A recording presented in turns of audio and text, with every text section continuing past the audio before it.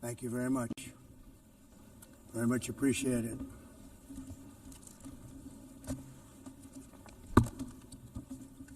And I don't mind making this speech without a teleprompter, because the teleprompter is not working. I feel very happy to be up here with you nevertheless, and that way you speak more from the heart. I can only say that whoever's operating this teleprompter is in big trouble.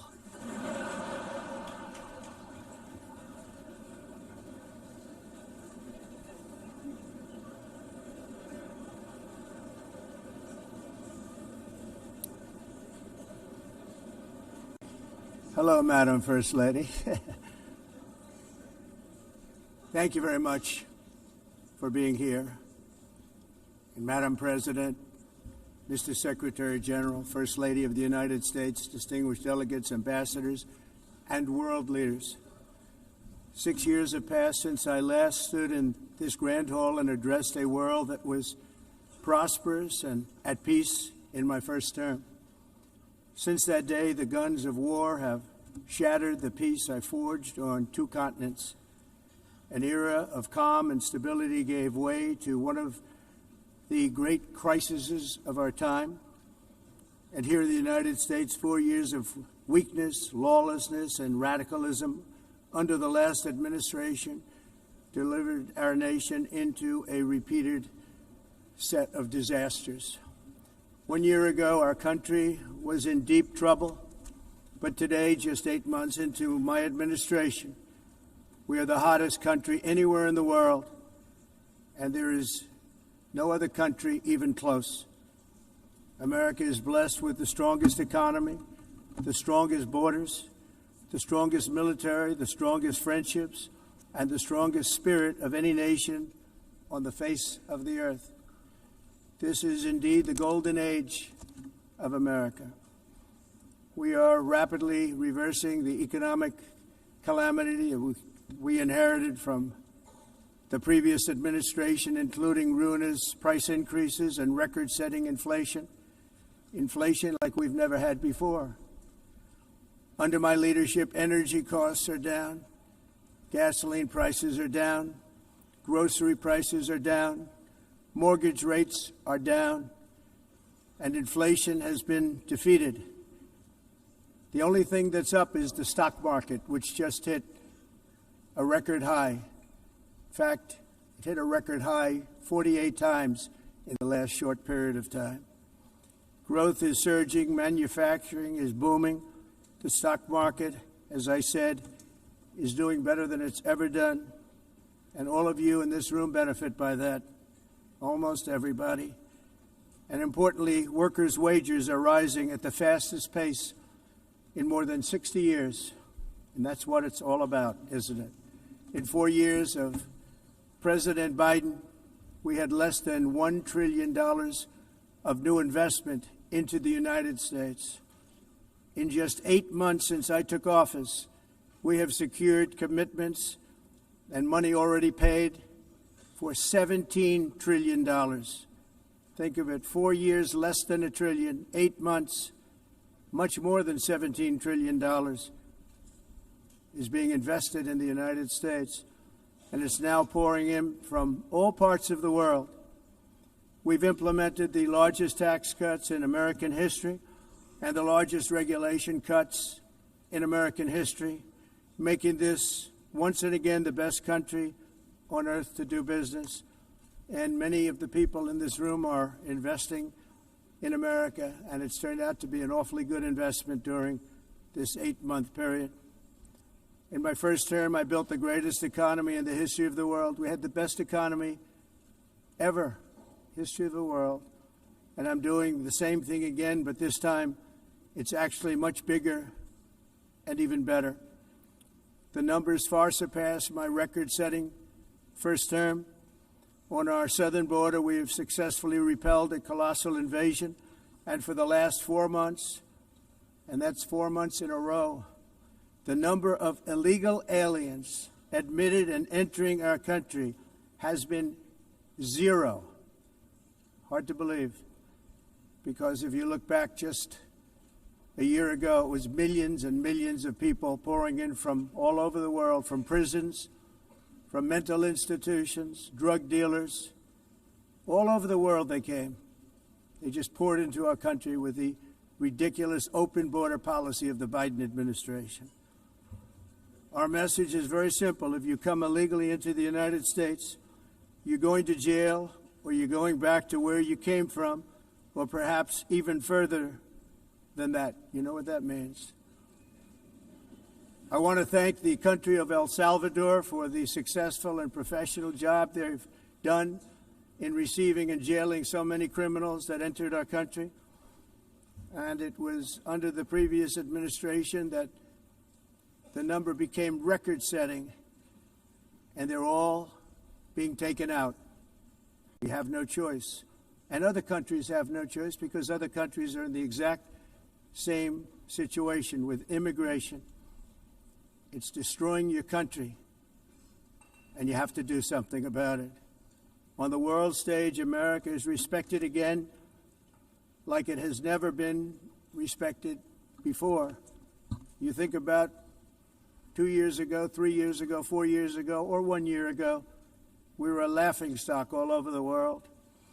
At the NATO summit in June, virtually all NATO members formally committed to increase defense spending, at my request, from 2% to 5% of GDP, making our alliance far stronger and more powerful than it was ever before. In May, I traveled to the Middle East to visit my friends and rebuild our partnerships in the Gulf and those valued relationships with Saudi Arabia, Qatar, and the UAE, and other countries are now, I believe, closer than ever before. My administration has negotiated one historic trade deal after another, including with the United Kingdom, the European Union, Japan, South Korea, Vietnam, Indonesia, the Philippines, Malaysia, and many, many others. Likewise, in a period of just 7 months, I have ended 7 unendable wars. They said they were unendable.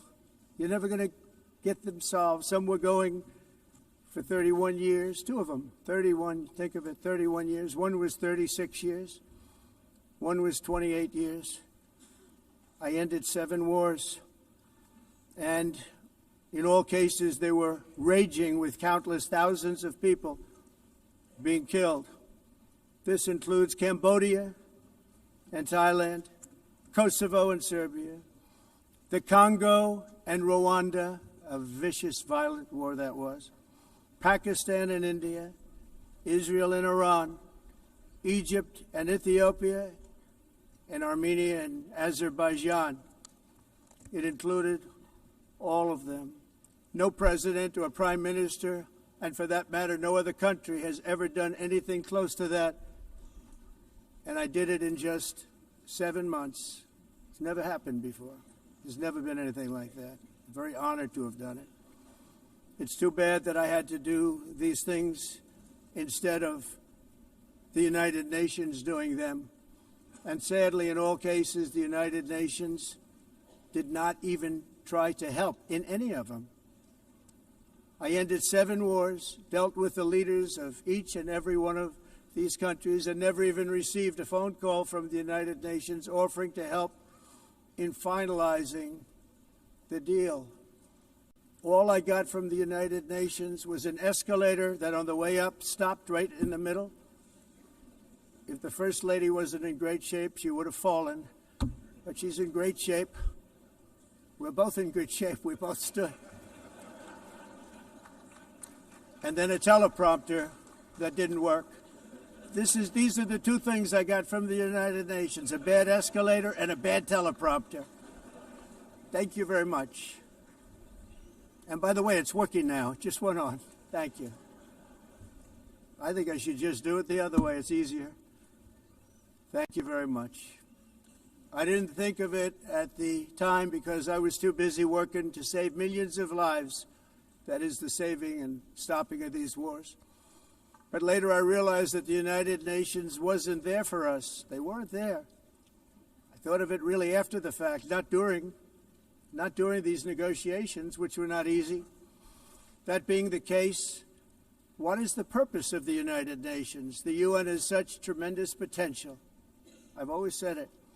It has such tremendous, tremendous potential, but it's not even coming close to living up to that potential. For the most part, at least for now, all they seem to do is write a really strongly worded letter and then never follow that letter up. It's empty words, and empty words don't solve war. The only thing that solves war and wars is action.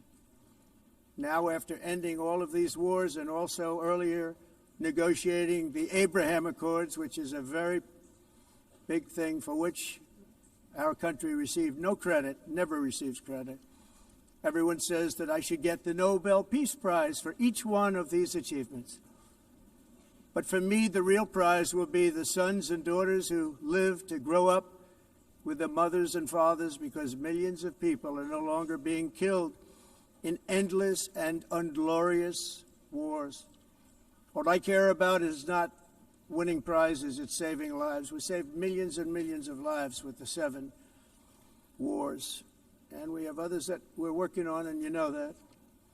Many years ago, a very successful real estate developer in New York, known as Donald J. Trump, I bid on the renovation and rebuilding of this very United Nations complex. I remember it so well. I said at the time that I would do it for $500 million, rebuilding everything. It would be beautiful. I used to talk about, I'm going to give you marble floors. They're going to give you terrazzo. I'm going to give you the best of everything. You're going to have mahogany walls. They're going to give you plastic. But they decided to go in another direction, which was much more expensive at the time, and which actually produced a far inferior product. And I realized that they did not know what they were doing when it came to construction, and that their building concepts were so wrong, and the product that they were proposing to build was so bad and so costly. It was going to cost them a fortune. And I said, and wait till you see the overruns. Well, I turned out to be right. They had massive cost overruns and spent between $2 and $4 billion on the building and did not even get the marble floors that I promised them. You walk on terrazzo. Do you notice that? As far as I'm concerned, frankly, looking at the building and getting stuck on the escalator, they still haven't finished the job. They still haven't finished. That was years ago. The project was so corrupt that Congress actually asked me to testify before them on the tremendous waste of money, because it turned out that they had no idea what it was, but they knew it was anywhere between $2 and $4 billion as opposed to $500 million with a guarantee. But they had no idea, and I said it cost much more than $5 billion. Unfortunately, many things in the United Nations are happening just like that, but on an even much bigger scale, much, much bigger. Very sad to see whether the UN can manage to play a productive role. I've come here today to offer the hand of American leadership and friendship to any nation in this assembly that is willing to join us in forging a safer, more prosperous world.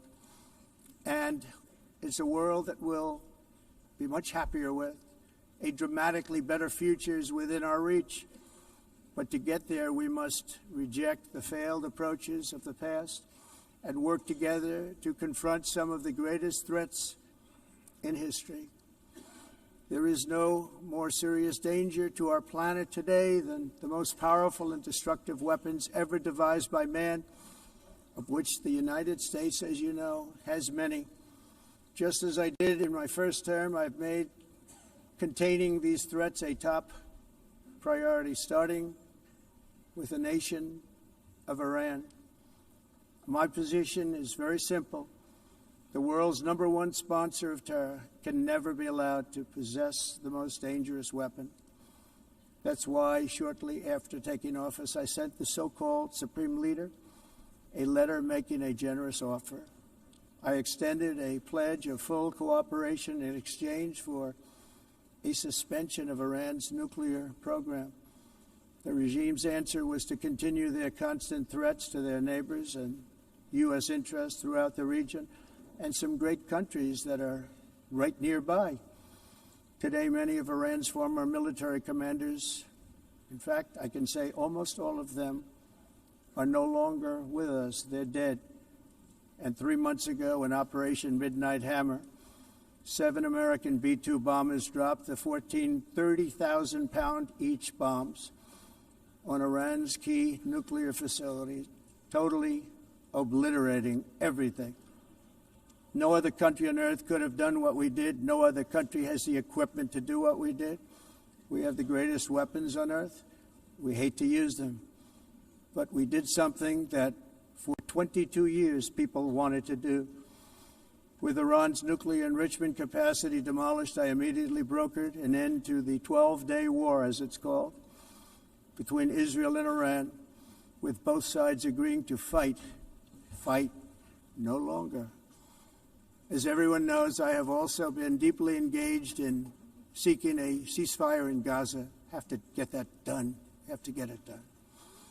Unfortunately, Hamas has repeatedly rejected reasonable offers to make peace. We can't forget October 7th, can we? Now, as if to encourage continued conflict, some of this body is seeking to unilaterally recognize a Palestinian state. The rewards would be too great for Hamas terrorists for their atrocities. This would be a reward for these horrible atrocities, including October 7th, even while they refuse to release the hostages or accept a ceasefire. Instead of giving to Hamas and giving so much, because they've taken so much, they have taken so much. This could have been solved so long ago. But instead of giving in to Hamas's ransom demands, those who want peace should be united with one message: release the hostages now. Just release the hostages now. Thank you.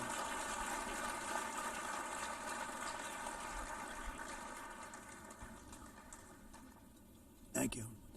As we have got to come together, and we will come together, got to get it done.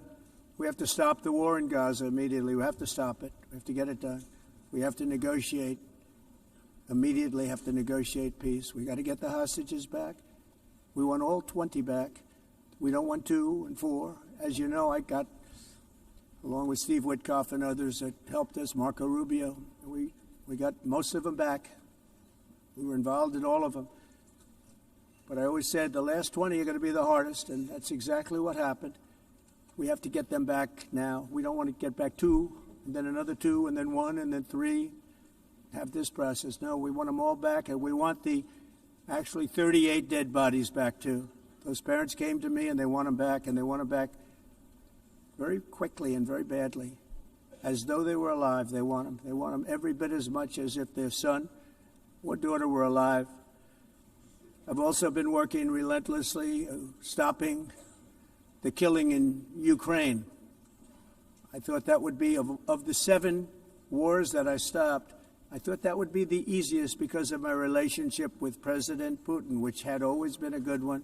I thought that was going to be the easiest one. But, you know, in war, you never know what's going to happen. There are always lots of surprises, both good and bad. Everyone thought Russia would win this war in 3 days, but it didn't work out that way. It was supposed to be just a quick little skirmish. It's not making Russia look good. It's making them look bad. No matter what happens from here on out, this was something that should have taken a matter of days, certainly less than a week.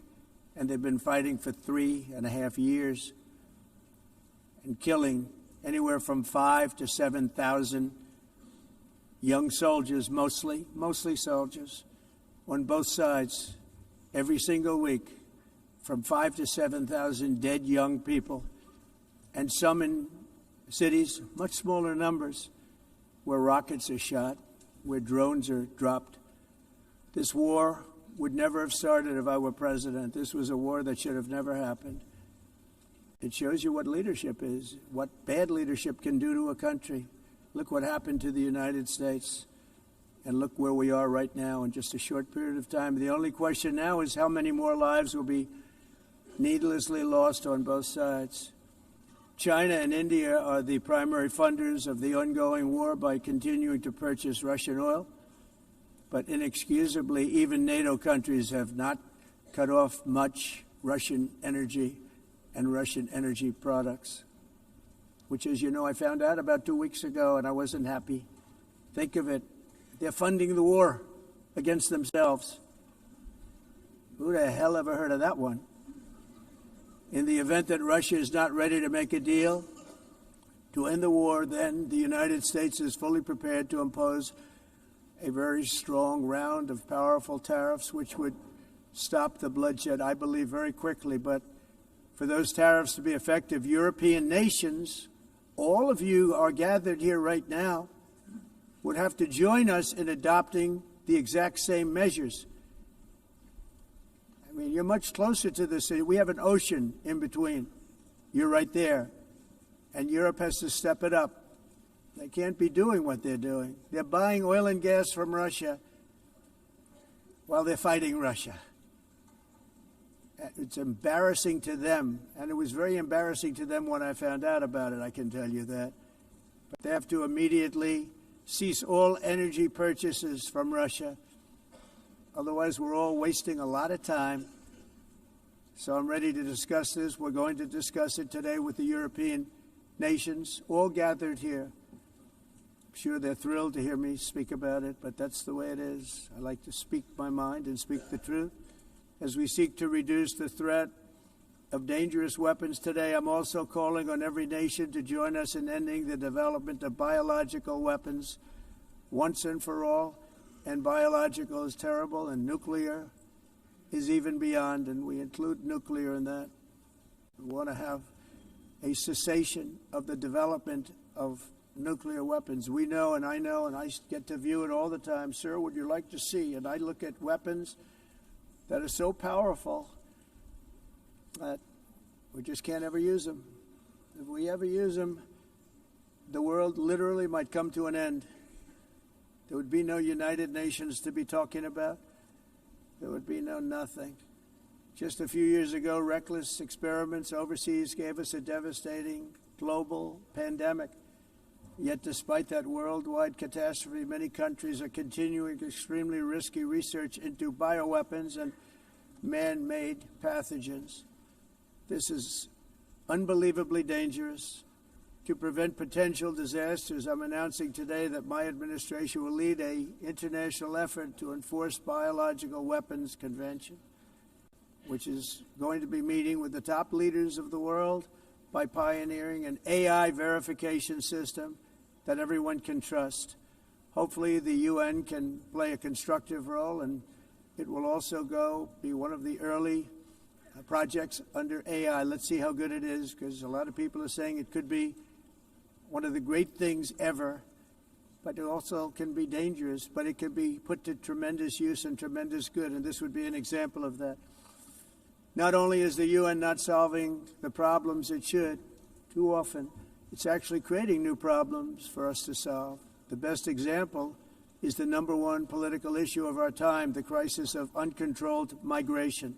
It's uncontrolled. Your countries are being ruined. The United Nations is funding an assault on Western countries and their borders. In 2024, the UN budgeted $372 million in cash assistance to support an estimated 624,000 migrants journeying into the United States. Think of that. The UN is supporting people that are illegally coming into the United States, and then we have to get them out.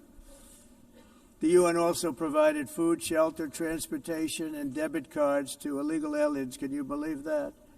On the way to infiltrate our southern border. Millions of people came through that southern border. Just a year ago, millions and millions of people were pouring in, 25 million altogether over the 4 years of the incompetent Biden administration. And now we have it stopped, totally stopped.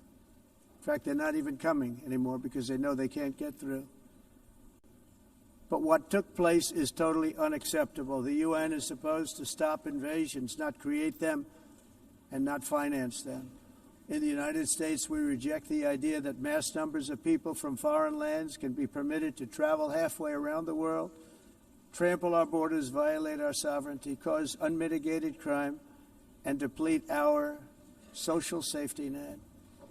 We have reasserted that America belongs to the American people, and I encourage all countries to take their own stand in defense of their citizens as well.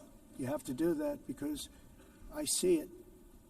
I'm not mentioning names. I see it, and I can call every single one of them out. You're destroying your countries. They're being destroyed. Europe is in serious trouble. They've been invaded by a force of illegal aliens like nobody's ever seen before. Illegal aliens are pouring into Europe. Nobody is ever, and nobody's doing anything to change it, to get them out. It's not sustainable.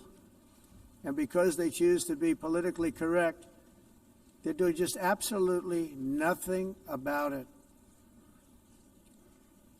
And I have to say, I look at London, where you have a terrible mayor, terrible, terrible mayor, and it's been so changed, so changed. Now they want to go to Sharia law, but you're in a different country. You can't do that. Both the immigration and their suicidal energy ideas will be the death of Western Europe if something is not done immediately. This cannot be sustained. What makes the world so beautiful is that each country is unique. But to stay this way, every sovereign nation must have the right to control their own borders. You have the right to control your borders, as we do now, and to limit the sheer numbers of migrants entering their countries and paid for by the people of that nation that were there and that built that particular nation at the time. They put their blood, sweat, tears, money into that country, and now they're being ruined. Proud nations must be allowed to protect their communities and prevent their societies from being overwhelmed by people they have never seen before, with different customs, religions, with different everything. Where migrants have violated laws, lodged false asylum claims, or claimed refugee status for illegitimate reasons, they should, in many cases, be immediately sent home. And while we will always have a big heart for places and people that are struggling and truly compassionate, answers will be given. We have to solve the problem, and we have to solve it in their countries, not create new problems in our countries. And we are very helpful to a lot of countries that are just not able to send their people anymore. They used to send them to us in caravans of 25,000, 30,000 people each. These massive caravans of people pouring into our country, totally unchecked and unvetted. But not anymore. According to the Council of Europe in 2024, almost 50% of inmates in German prisons were foreign nationals or migrants. In Austria, the number was 53% of the people in prisons were from places that weren't from where they are now. In Greece, the number was 54%, and in Switzerland, beautiful Switzerland, 72% of the people in prisons are from outside of Switzerland. When your prisons are filled with so-called asylum seekers who repaid kindness, and that's what they did, they repaid kindness with crime. It's time to end the failed experiment of open borders. You have to end it now. See, I can tell you, I'm really good at this stuff. Your countries are going to hell. In America, we've taken bold action to swiftly shut down uncontrolled migration. Once we started detaining and deporting everyone who crossed the border and removing illegal aliens from the United States, they simply stopped coming. They're not coming anymore. We're getting a lot of credit, but they're not coming anymore. This was a humanitarian act for all involved, because on the trips up, thousands of people a week were dying. Women were being raped. Nobody's ever seen anything like it. Raped, horribly beaten, raped. On the trip up, the journey up, it was a long walk. It was a long, arduous journey, indeed. And it was also a historic victory against human trafficking throughout the region. What we did was a victory, and we saved so many lives of people that wouldn't make the journey. That journey was loaded up with death. loaded up with death. Dead bodies all along the roads of jungles. To get up, they go through jungles, they go through areas so hot you couldn't breathe. They were dying of suffocation, areas so hot that you couldn't breathe. Dead bodies all over. By them not coming, we're saving tremendous numbers of lives. My people have done a fantastic job in doing what they did, and the American public agrees with it. I mean, I was very proud to see this morning I have the highest poll numbers I've ever had. Part of it is because of what we've done on the border. I guess the other part is what we've done on the economy. Joe Biden's policies empowered murderous gangs, human smugglers, child traffickers, drug cartels, and prisoners from all over the world. The previous administration also lost nearly 300,000 children. Think of that. They lost more than 300,000 children, little children, who were trafficked into the United States on the Biden watch, many of whom have been raped, exploited, and abused, and sold. Sold. Nobody talks about that. The fake news doesn't write about it. With many others, young children who are missing or dead. And we found a lot of these children, and we're sending them back, and we've been sending them back to their parents. They said, nobody knows who they are. They said, where do you come from? And they'll give us a country, and we'll find out, and we'll figure it out, and we'll bring them back to their homes. And the mother and father rush to the door, and their tears in their eyes. They can't believe that they're seeing their son or daughter, their little son or daughter again. We've done almost 30,000 of them so far. Any system that results in the mass trafficking of children is inherently evil. Yet that is exactly what the globalist migration agenda has done, and it's what it's all about. In America, those days, as you know, are over. The Trump administration is working, and we are continuing to work to track down the villains that are causing this problem, and also, as I said, to get back the 30,000 we've already returned. Now I think we're going to have another. We're going to find a lot. You're not going to find all of them. More than 300,000. They're lost or they're dead. They're lost or they're dead because of the animals that did this. To protect our citizens, I've also designated multiple savage drug cartels as far as and you see this, and you see it happening right before your eyes. Let's put it this way. People don't like taking big loads of drugs in boats anymore. There aren't too many boats that are traveling on the seas by Venezuela. They tend not to want to travel very quickly anymore. And we've virtually stopped drugs coming into our country by sea. We call them the water drugs. They kill hundreds of thousands of people. I've also designated multiple savage drug cartels as far as foreign terrorist organizations, along with two bloodthirsty transnational gangs, probably the worst gangs anywhere in the world, MS-13 and Tren de Aragua. Tren de Aragua is from Venezuela, by the way. Such organizations torture, maim, mutilate, and murder with impunity. They're the enemies of all humanity. For this reason, we've recently begun using the supreme power of the United States military to destroy Venezuelan terrorists and trafficking networks led by Nicolas Maduro.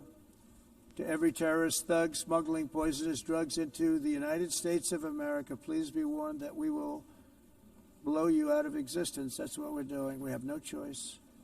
Can't let it happen. They're destroying. I believe we lost 300,000 people last year to drugs, 300,000. Fentanyl and other drugs. Each boat that we sink carries drugs that would kill more than 25,000 Americans. We will not let that happen. Energy is another area where the United States is now thriving like never before. We're getting rid of the falsely named renewables. By the way, they're a joke. They don't work. They're too expensive. They're not strong enough to fire up the plants that you need to make your country great. The wind doesn't blow. Those big windmills are so pathetic and so bad, so expensive to operate. And they have to be rebuilt all the time, and they start to rust and rot most expensive energy ever conceived, and it's actually energy. You're supposed to make money with energy, not lose money. You lose money, the governments have to subsidize. You can't put them out without massive subsidies. And most of them are built in China, and I give China a lot of credit. They build them, but they have very few wind farms. So why is it that they build them and they send them all over the world, but they barely use them? You know what they use? Coal. They use gas. They use almost anything, but they don't like wind. But they sure as hell like selling the windmills. Europe, on the other hand, is a long way to go, with many countries being on the brink of destruction because of the green energy agenda. And I give a lot of credit to Germany. Germany was being led down a very sick path, both on immigration, by the way, and on energy. They were going green, and they were going bankrupt. And the new leadership came in, and they went back to where they were, with fossil fuel and with nuclear, which is good. It's now safe. You can do it properly. But they went back to where they were, and they opened up a lot of different plants, energy-producing plants, and they're doing well. I give Germany a lot of credit for that. They've said this is a disaster, what's happening. They were going all green. All green is all bankrupt. That's what it represents. And it's not politically correct. I'll be very badly criticized for saying it, but I'm here to tell the truth. I don't care. It doesn't matter to me. I'm in New York City. I'm feeling a lot safer. Crime, we're getting crime down. And by the way, speaking of crime, Washington, D.C. Washington, D.C. was the crime capital of America. Now it's after 12 days, it's a totally safe city. Everyone's going out to dinner. They're going out to restaurants. Your wife can walk down the middle of the street with or without you. Nothing's going to happen. My people have done a fantastic job. And yes, I called in the National Guard, and the National Guard took care of business, and they weren't politically correct, but they took care of business. We got 1,700 career criminals out, brought them back to where they came from, the countries where they came from, or put them in jails. Washington, D.C. is now a totally safe city again, and I welcome you to come. In fact, we'll have dinner together at a local restaurant, and we'll be able to walk. We don't have to go by an armor-plated vehicle. We'll walk right over there from the White House. They've given up their powerful edge, a lot of the countries that we're talking about, in oil and gas, such as essentially closing the great North Sea oil. Oh, the North Sea, I know it so well. Aberdeen was the oil capital of Europe, and there's tremendous oil that hasn't been found in the North Sea.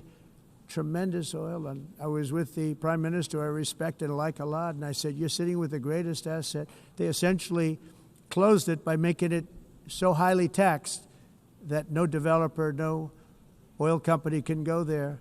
They have tremendous oil left, and more importantly, they have tremendous oil that hasn't even been found yet. And what a tremendous asset for the United Kingdom. And I hope the Prime Minister is listening, because I told it to him 3 days in a row. That's all he heard. North Sea oil, North Sea, because I want to see them do well.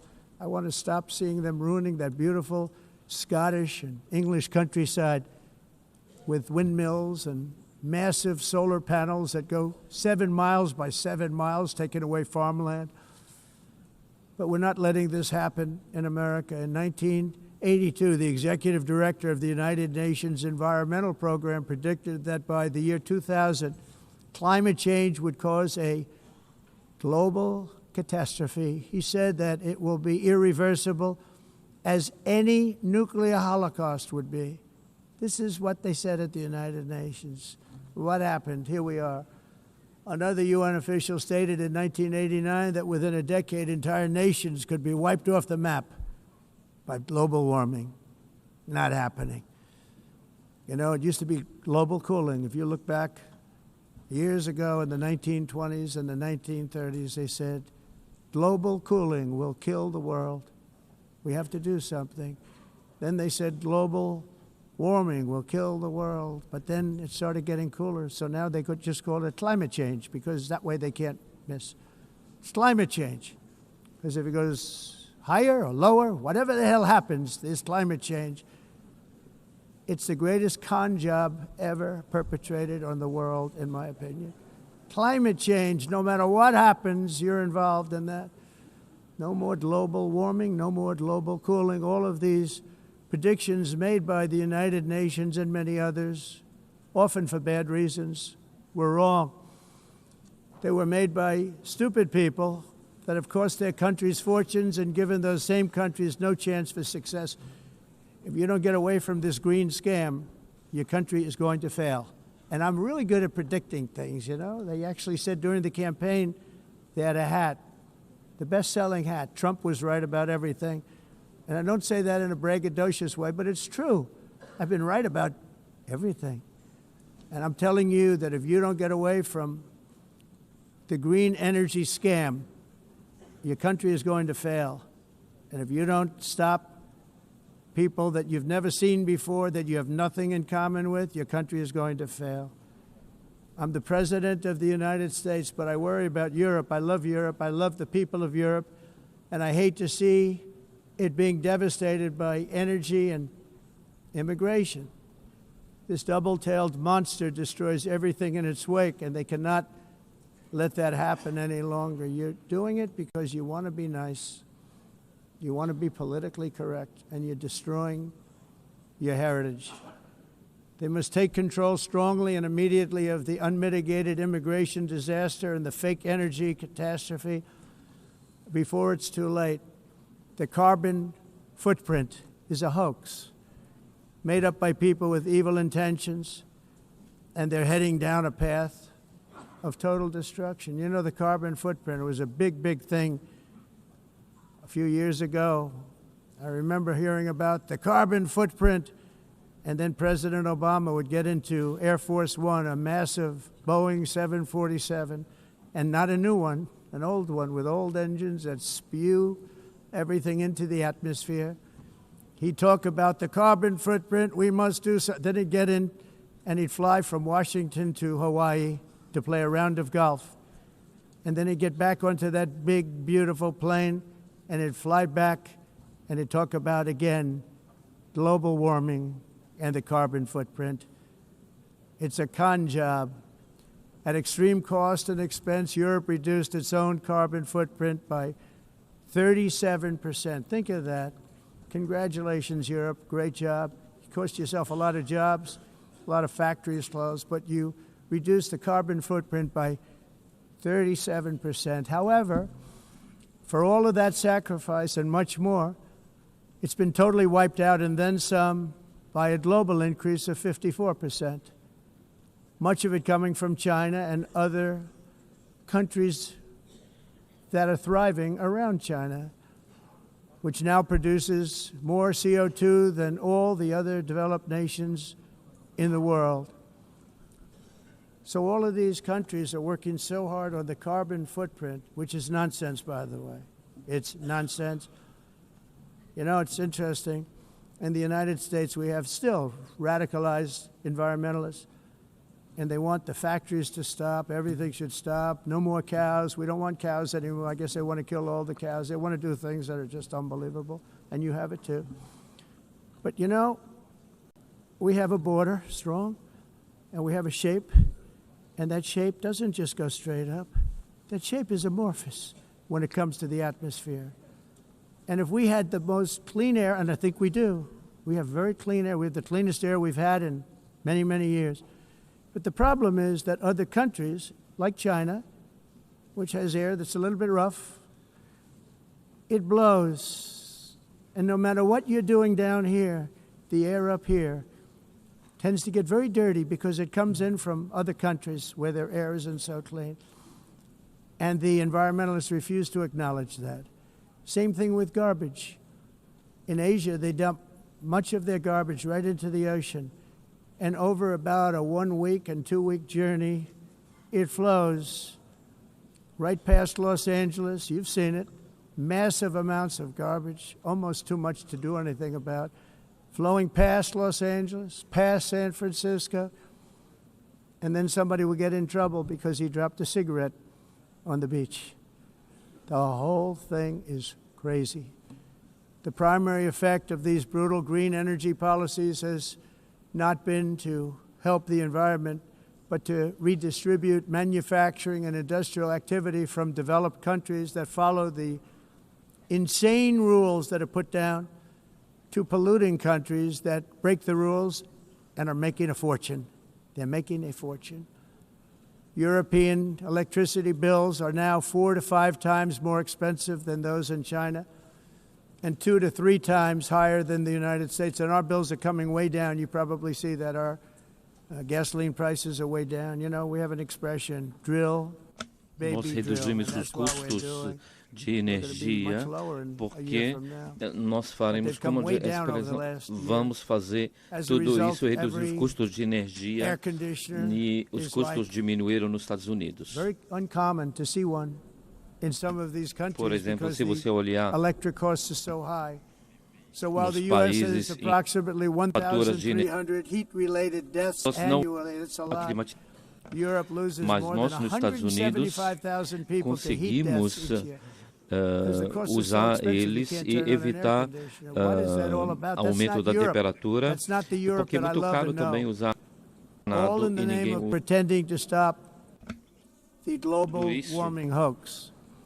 The entire globalist concept of asking successful industrialized nations to inflict pain on themselves and radically disrupt their entire societies must be rejected completely and totally, and it must be immediate.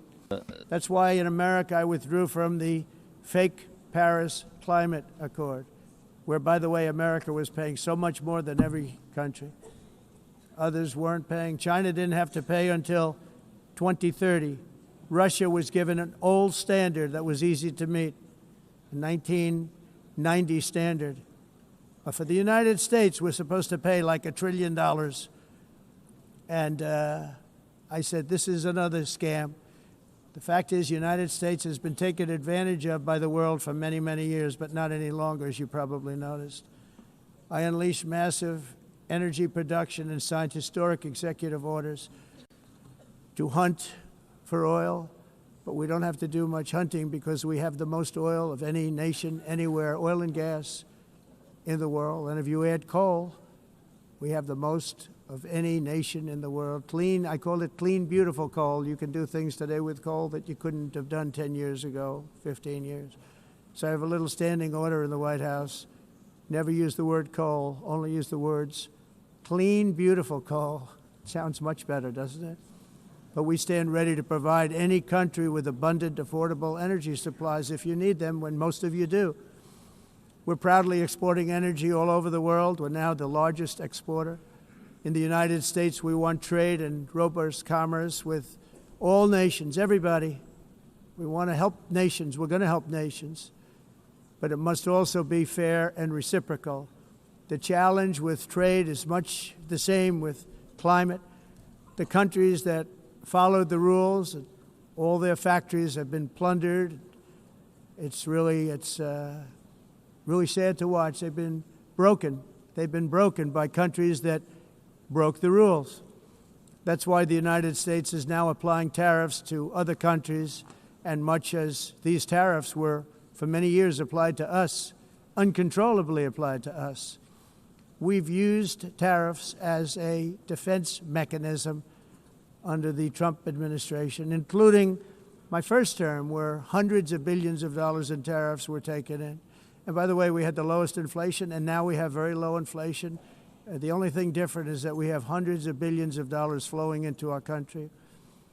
But this is how we will ensure that the system works for everyone and is sustainable into the future. We're also using tariffs to defend our sovereignty and security throughout the world, including against nations that have taken advantage of former U.S. administrations for decades, including the most corrupt, incompetent administration in history, the sleepy Joe Biden administration. Brazil now faces major tariffs in response to its unprecedented efforts to interfere in the rights and freedoms of our American citizens and others, with censorship, repression, weaponization, judicial corruption, and targeting of political critics in the United States. I have a little problem saying this because I must tell you, I was walking in and the leader of Brazil was walking out. We saw him and I saw him, he saw me, and we embraced. And then I'm saying, can you believe I'm going to be saying this in just 2 minutes? But we actually agreed that we would meet next week. We didn't have much time to talk, like about 20 seconds. They were in retrospect, I'm glad I waited because this thing didn't work out too well. But we did talk. We had a good talk, and we agreed to meet next week, if that's of interest. But he seemed like a very nice man, actually. He liked me, I liked him. But if you, and I only do business with people I like. When I don't like them, I don't like them. But we had, at least for about 39 seconds, we had excellent chemistry. It's a good sign. But also in the past, Brazil, can you believe this, unfairly tariffed our nation, but now because of our tariffs, we are hitting them back, and we're hitting them back very hard. As president, I will always defend our national sovereignty and the rights of American citizens. So I'm very sorry to say this, that Brazil is doing poorly and will continue to do poorly. They can only do well when they're working with us. Without us, they will fail, just as others have failed. It's true. Next year, the United States will celebrate the 250th anniversary of our glorious independence, a testament to enduring power and American freedom and spirit. We will also be proudly hosting the 2026 FIFA World Cup, and shortly thereafter, the 2028 Olympics, which is going to be very exciting. I hope you all come. I hope that countless people from all over the globe will take part of these will be great celebrations of liberty and human achievement, and that together we all can rejoice in the miracles of history that began in July 4th, 1776, when we founded the light to all nations. And it's something really that an amazing thing came out of that date. It's called the United States of America. In honor of this momentous anniversary, I hope that all countries who find inspiration in our example will join us in renewing our commitment, values, and those values, really, that we hold so dear. Together, let us defend free speech and free expression. Let us protect religious liberty, including for the most persecuted religion on the planet today. It's called Christianity. And let us safeguard our sovereignty and cherish qualities that have made each of our nations so special, incredible, and extraordinary. In closing, I just want to repeat that immigration and the high cost of so-called green renewable energy is destroying a large part of the free world and a large part of our planet. Countries that cherish freedom are fading fast because of their policies on these two subjects. You need strong borders and traditional energy sources if you are going to be great again. Whether you have come from north or south, east or west, near or far, every leader in this beautiful hall today represents a rich culture, a noble history, and a proud heritage that makes each nation majestic and unique, unlike anything else in human history or any other place on the face of the earth. From London to Lima, from Rome to Athens, from Paris to Seoul, from Cairo to Tokyo and Amsterdam to right here in New York City, we stand on the shoulders of the leaders and legends, generals and giants, heroes and titans who won and built our beloved nations, all of our nations, with their own courage, strength, spirit, and skill. Our ancestors climbed mountains, conquered oceans, crossed deserts, and trekked over wide open plains. They charged into thunderous battles, plunged into grave dangers, and they were soldiers and farmers and workers and warriors and explorers and patriots. They built towns into cities, tribes into kingdoms, ideas into industries, and small islands into mighty empires. You're a part of all of that. They were champions for their people who never gave up and who never, ever gave in. Their values defined our national identities. Their visions forged our magnificent destiny. Everybody in this room is a part of it in your own way. Each of us inherits the deeds and the myths the triumphs, the legacies of our own heroes and founders who so bravely showed us the way. Our ancestors gave everything for homelands that they defended with pride, with sweat, with blood, with life, and with death. Now the righteous task of protecting the nations that they built belongs to each and every one of us. So together let us uphold our sacred duty to our people and to our citizens. Let us protect their borders, ensure their safety, preserve their cultures, treasure, and traditions, and fight, fight, fight for their precious dreams and their cherished freedoms. And in friendship and really a beautiful vision, let us all work together to build a bright, beautiful planet, a planet that we all share, a planet of peace and a world that is richer, better, and more beautiful than ever before. That can happen. It will happen. It will happen, and I hope it can happen and start right now, right at this moment. We'll turn it around. We're going to make our countries better, safer, more beautiful. We're going to take care of our people. Thank you very much. It's been an honor. God bless the nations of the world. Thank you very much. Bye.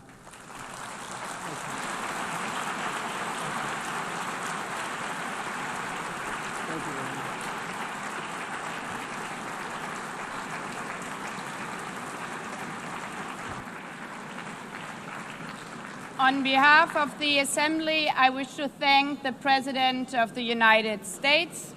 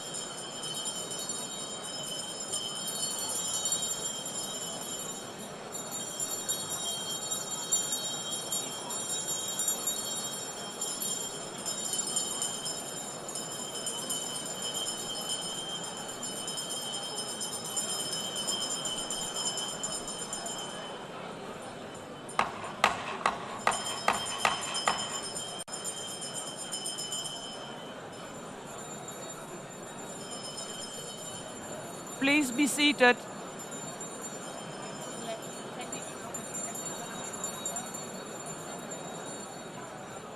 Please be seated.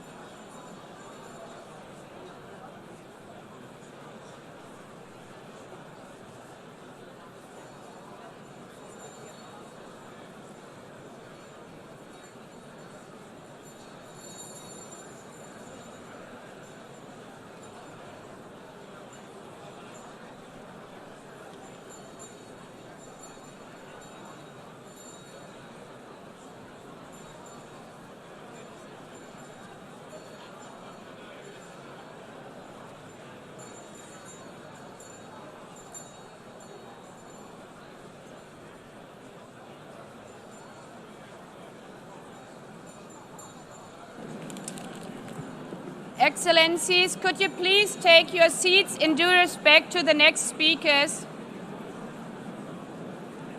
The second row, could you please take your seat right now?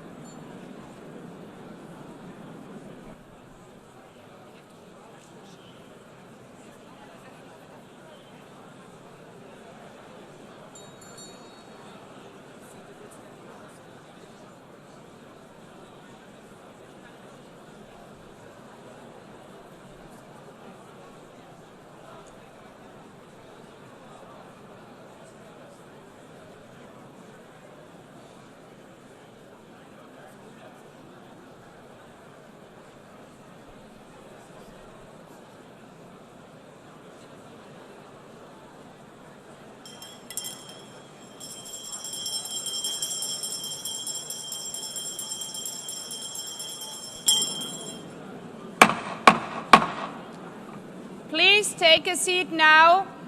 With due respect to the next speakers, I would kindly ask you, gentlemen in the left row, please take your seats. We will continue.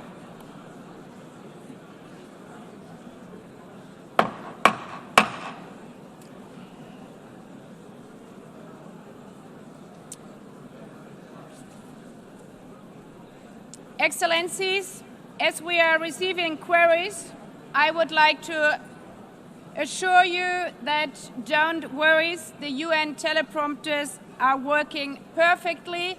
And by this technical note, I would like to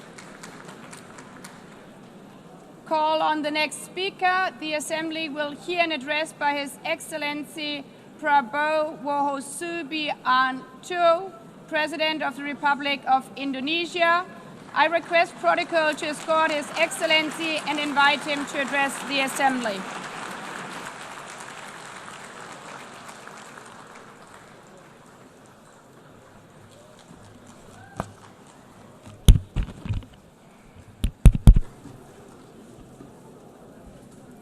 His Excellency, Mr. Antonio Guterres, Secretary General of the United Nations, Her Excellency, Madame Annalena Baerbock, President of the United Nations General Assembly,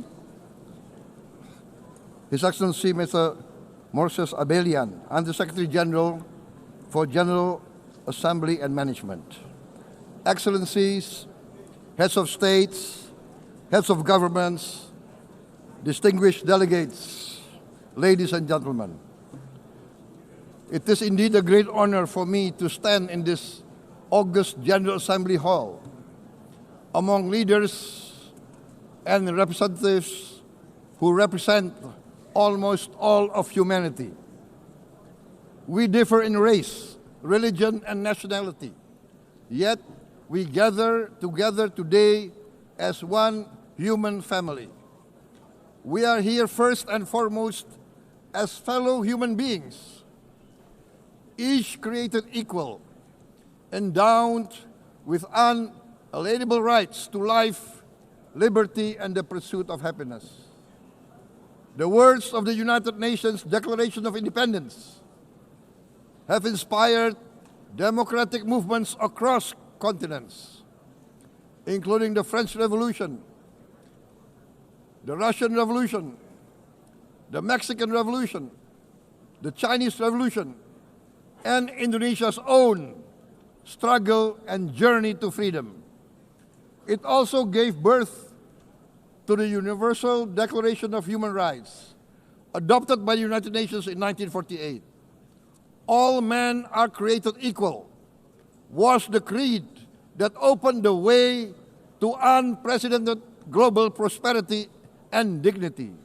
And yet, in our own era of scientific and technological triumphs, an era capable of ending hunger, poverty, and environmental ruin, we also continue to face today grave dangers, challenges, and uncertainties. Human folly, fueled by fear, racism, hatred, oppression, and apartheid, threatens our common future. My country knows this pain. For centuries, Indonesians lived under colonial domination, oppression, and slavery. We were treated less than dogs in our own homeland. We Indonesians know what it means to be denied justice and what it means to live in apartheid, to live in poverty, and to be denied equal opportunity.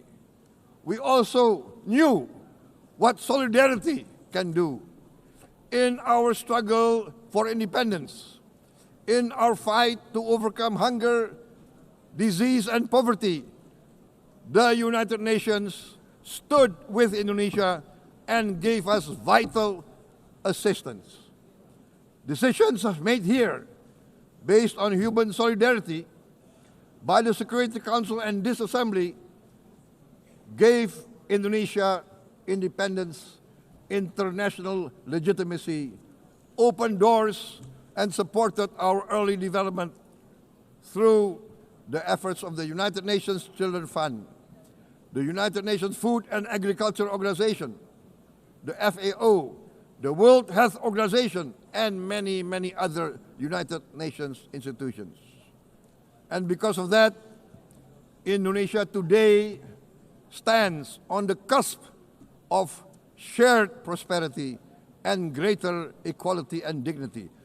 Madam President, Excellencies, our world today is driven by conflict, injustice, and deepening uncertainty.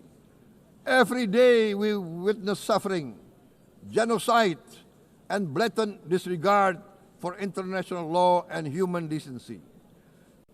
In the face of these challenges, we must not give up. As the United Nations Secretary General said, we cannot give up. We cannot surrender our hopes or our ideals. We must draw closer, not drift apart. Together we must strive to achieve our hopes, our dreams. The United Nations was born from the ashes of the Second World War that claimed scores of millions of lives. It was created to secure peace, security, justice, and freedom for all. We remain committed to internationalism, to multilateralism, and to every effort that strengthens this great institution.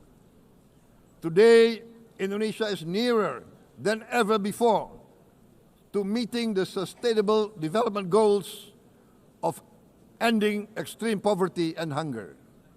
Because years ago, this very chamber chose to listen and uphold social and economic justice, we will never forget. And today, we must never be silent while Palestinians are denied that same justice and legitimacy in this very hall. Excellencies, Thucydides warned, the strong do what they can, the weak suffer what they must. We must reject this doctrine. The United Nations exist to reject this doctrine. We must stand for all, the strong and the weak. Might cannot be right. Right must be right. Indonesia today is one of the largest contributors to United Peacekeeping Forces. We believe in the United Nations. We will continue to serve where peace needs guardians, not with just words, but with boots on the ground. If and when the United Nations Security Council and this great assembly decide Indonesia is prepared to deploy 20,000 or even more of our sons and daughters to help secure peace in Gaza or elsewhere, in Ukraine, in Sudan, in Libya,